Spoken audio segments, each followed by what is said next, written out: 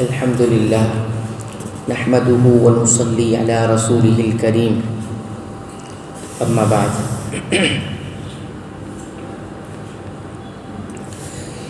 اذ قالت الملائكة يا مريم ان الله يبشرك بكلمة منه اسمه المسيح عيسى ابن مريم وجيها في الدنيا والآخرة ومن المقربين۔ جب فرشتوں نے کہا اے مریم، اللہ تعالیٰ تجھے اپنے ایک کلمے کی خوشخبری دیتا ہے جس کا نام مسیح عیسیٰ ابن مریم ہے، جو دنیا اور آخرت میں عزت والا ہے اور وہ میرے مقربین میں سے ہے، یعنی قریبی میں سے۔ حضرت عیسیٰ علیہ السلام کو کلمہ یعنی کلمۃ اللہ اس اعتبار سے کہا گیا ہے کہ ان کی ولادت اعجازی شان کی مظہر اور عام انسانی اصول کے برعکس باپ کے بغیر ہوئی، اور اللہ کی خاص قدرت اس کے کلمہ کن کی تخلیق ہے۔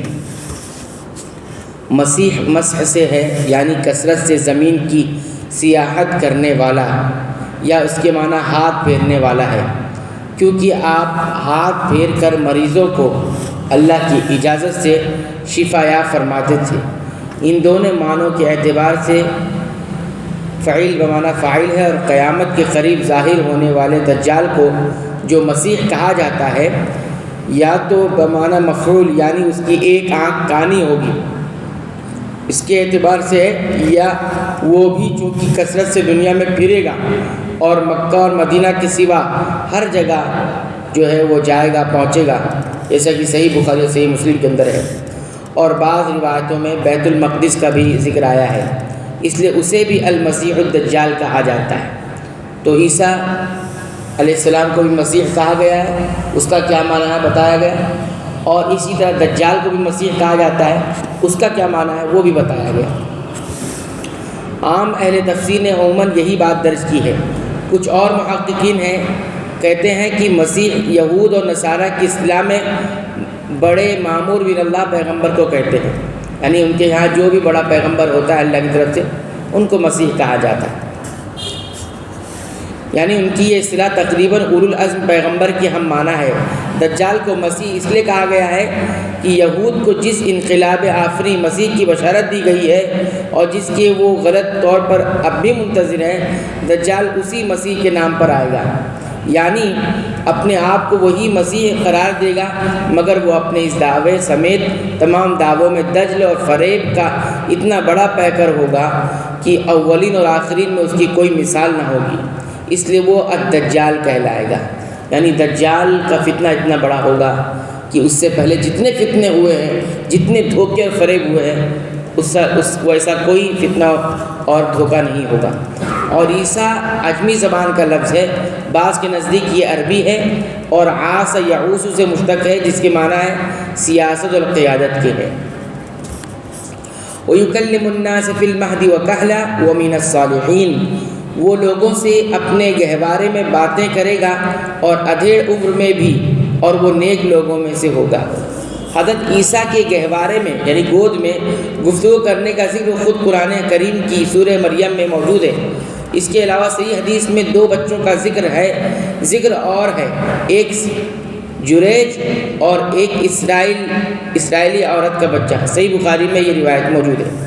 ادھیڑ عمر میں کلام کرنے کا مطلب بعض نے یہ بیان کیا ہے کہ جب وہ بڑے ہو کر وحی اور رسالت سے سرفراز کیے جائیں گے، اور بعض نے کہا کہ آپ کا قیامت کے قریب جب آسمان سے نزول ہوگا، جیسا کہ اہل سنت کا عقیدہ ہے جو صحیح اور متواتر احادیث سے ثابت ہے، تو اس وقت جو وہ اسلام کی تبلیغ کریں گے وہ کلام مراد ہے، یعنی ادھیڑ عمر میں بات کریں گے۔ اس کا مطلب یہ ہے کہ قیامت کے قریب جب وہ آئیں گے تو اس وقت جو کچھ بھی تبلیغ کریں گے وہ مراد ہے۔ قالت رب أنى يكون لي ولد ولم يمسسني بشر قال كذلك الله يخلق ما يشاء إذا قضى أمرا فإنما يقول له كن فيكون۔ مریم نے کہا پروردگار مجھ سے لڑکا کیسے پیدا ہو جائے گا جبکہ مجھے کسی بشر نے چھوا تک نہیں۔ اللہ تعالیٰ نے فرمایا اللہ اسی طرح جس کو چاہتا ہے پیدا کرتا ہے، جب وہ کوئی کام کرنے کا فیصلہ کر لیتا ہے تو صرف اتنا کہتا ہے کہ ہو جا، تو بس وہ ہو جاتا ہے۔ یعنی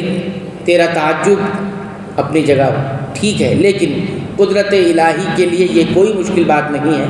وہ تو جب چاہے اسباب عادیہ اور ظاہریہ کا سلسلہ ختم کر کے حکم کن سے پلک جھپکنے میں جو چاہے کر دے۔ اسباب اس نے رکھے ہیں، دنیا میں جو بھی آئے گا وہ ماں اور باپ کے ذریعے سبب سے آئے گا، لیکن یہ اللہ کا قانون ہے، ایک اس کی سنت ہے، اسباب کے ذریعے دنیا میں کوئی چیز لاتا ہے، اور ایک اس کی قدرت ہے، بغیر اسباب کے کن کہہ کر بھی بہت ساری چیزیں وہ کر سکتا ہے۔ وَيُعَلِّمُهُمُ الْكِتَابَ وَالْحِكْمَةَ وَالتَّوْرَاةَ وَالْإِنْجِيلَ، اللہ تعالیٰ اسے لکھنا اور حکمت اور تورات اور انجیل سکھائے گا۔ کتاب سے مراد کتابت ہے، یعنی لکھنا، جیسا کہ ترجمے میں بھی اختیار کیا گیا، یا انجیل اور تورات کے علاوہ کوئی اور کتاب ہے جس کا علم اللہ تعالیٰ نے انہیں دیا۔ امام قرطبی نے یہ بات کہی ہے، یا تورات اور انجیل الکتاب والحکمہ کی تفسیر ہے، یعنی اللہ تعالیٰ انہیں کتاب سکھائے گا، یعنی کیا؟ تورات اور انجیل دونوں سکھائے گا۔ اللہ تعالیٰ سے دعا ہے رب العالمین کو ہمیں قرآن حکیم کی پابندی سے تلاوت کی توفیق عطا فرما، اس کو سمجھ کر غور کر کے پڑھنے کی بھی توفیق عطا فرما، اس کے مطابق عمل کی توفیق عطا فرما۔ اے اللہ تو ہماری مغفرت فرما دے، ہمارے والدین کی مغفرت فرما، تمام مسلمانوں، مومنوں، اہل توحید کی مغفرت فرما دے، آمین۔